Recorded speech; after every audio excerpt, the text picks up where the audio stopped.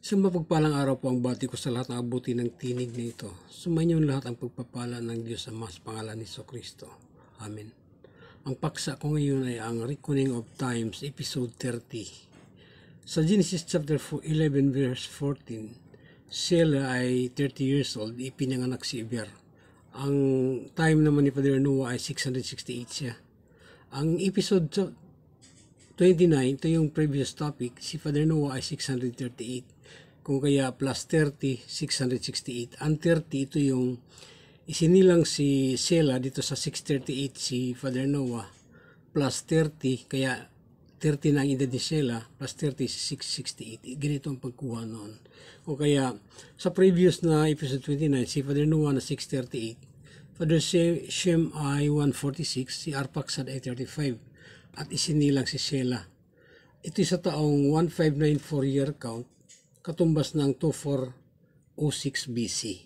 At ang topic na episode 30, ang topic ngayon, ito yung plus 30 dahil nga sa isinilang si Shelah dito sa 638 ni Father Noah, at nang siya ay 668, ito yung 30 years old na si Shelah. O kaya lahat yan 30, ito yung 30 na yan, lahat. Ang 638 minus 30 is 668, ito yung edad ni Father Noah sa taong 1594. Si Father Shem ay 146 plus 30 is 176. Si Arphaxad 35 plus 30 is 65. Si Shelah ay isinilang dito sa 638 si Father Noah, kung kaya plus 30 dito ay 30 years old. Dito naman isinilang si Eber. Nung 30 years old si Shelah, dito isinilang si Eber. Ito sa taong 1624 year count. Dahil ang 1594, ito sa episode 29 plus 30 is 1624. At ang itong BC form na 2406 minus 30 dahil ang BC mula 4000 to 1 AD. O kaya itong sequence of time na 30, lahat ng sequences of time ibabawas dito. Dito tayo sa 30. O kaya ang 2406 minus 30 is 2376 BC. Ito ang kabuuan ng episode 30 ng Reckoning of Times. Ito ang structure ng 8th day. Sunod sa 7th day. Ang 7th day, ito yung first 1,000 years mula nang malikha ang sanlibutan. Sa 6th day, kasama na ang huling nilikha ang tao noon. O kaya ang second 1,000 years, ito yung 8th day. Sa 638, si Arphaxad ay 35. Dito isinilang si Shelah. 30 years after, 668 na si Father Noah. At 30 years ang lumipas, isinilang si Eber. Dito lang ang topic ngayon mula 638 hanggang 668. 30 years. Okay. Lahat ng itong pagbibilang ay nakabase kay Father Noah dahil sa pamagitan nitong kay Father Noah, nakikita natin ang kanyang mga ancestors hanggang sa kanilang pagkamatay sa isa, at hanggang dito naman sa descendants si Father Noah, si Father Shem, ang kanyang anak, si Japheth at si Ham. Hanggang dito meron na si anak ni Father Shem, si Arphaxad, and then anak ni Arphaxad si Shelah. Then si Shelah ngayon ay 30 years old. Dito na sa 668 si Father Noah. Dito lang ang topic ngayon. At dito naman ito makikita sa my chart of generation table. Ito ay structure ng equational structure. Ito yung tinatawag kong my chart of generation table na binubuo ng 3 sets of generations.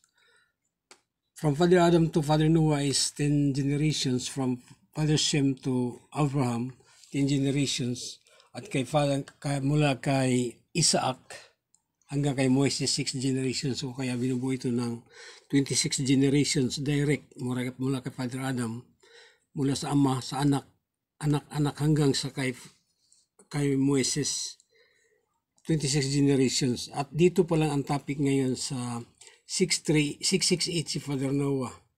Sa 668 si Father Noah, si Father Shem ay 176, si Arphaxad ay 65, at si Shelah ay 30. Ito lang yung 30. Ito yung gap na yun sa from 638 to 668.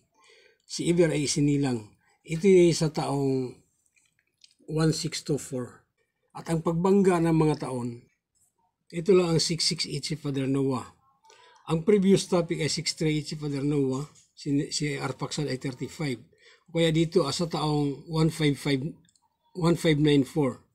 1594. O kaya 1594 plus 30, ito yung 1624. 1624 year count. Ang 668 si Father Noah, si Shelah ay 30, isinilang si Eber sa Genesis chapter 11 verse 14. At ang year count, ang 2406 katumbas ng 1594, ito ang 30 dito na plus 30, ito minus 30. O kaya ang 2406 minus 30 equals 2376 BC.